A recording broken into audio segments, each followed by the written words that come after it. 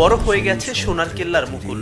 সত্যজিৎ রায়ের অনন্য সৃষ্টি ছোট্ট মুকুল এবার পর্দায় আসছেন মধ্যবয়সী চরিত্রে। সত্যি সত্যি পূর্বজন্মে পরশ পাথর দেখেছি। প্রকাশ পেয়েছে জখের ধন ফ্রাঞ্চাইজির তৃতীয় কিস্তির ট্রেলার সোনার কেল্লায় জখের ধন, যার গল্পে ফিরে এসেছে মুকুলের পূর্বজন্মের কিছু স্মৃতি। যে স্মৃতির উপর ভর করে পরশ পাথরের খোঁজে সোনার কেল্লায় মুকুলকে নিয়ে হাজির হয়েছেন তিন প্রধান চরিত্র বিমল, রুবি ও কুমার।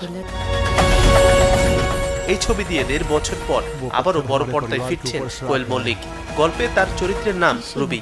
এছাড়া বিমলের ভূমিকায় পরমব্রত চট্টোপাধ্যায় আর কুমার চরিত্রে অভিনয় করেছেন গৌরব চক্রবর্তী। একটা সপরিবারে হই হই করে দেখার মতন একটা সিনেমা, গরমের ছুটির মধ্যে, তো তাই জন্য একদম ছুটির মেজাজে সবাই আই এম শিওর খুব এনজয় করবে ছবিটা। সোনার কেল্লা জখের ধন, আমার ক্যারেক্টারের নাম রুবি চ্যাটার্জি এবং সে একজন সাইকোলজিস্ট। তো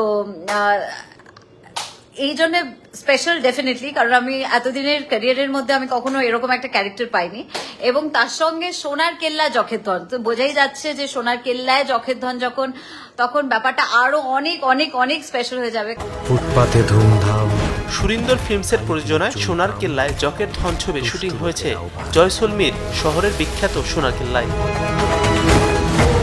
বরাবরের মতো এবারের পর্বটিও পরিচালনা করেছেন সায়ন্তন ঘোষাল। আগামী 30 মে মুক্তি পাবে সোনার কেল্লায় জখের ধন। পরশ পাথর বলে যদি সত্যি কিছু থাকে। মাঝারুল ইসলাম তামিম, চ্যানেল 24। যেতে পারে না, যেতে পারে।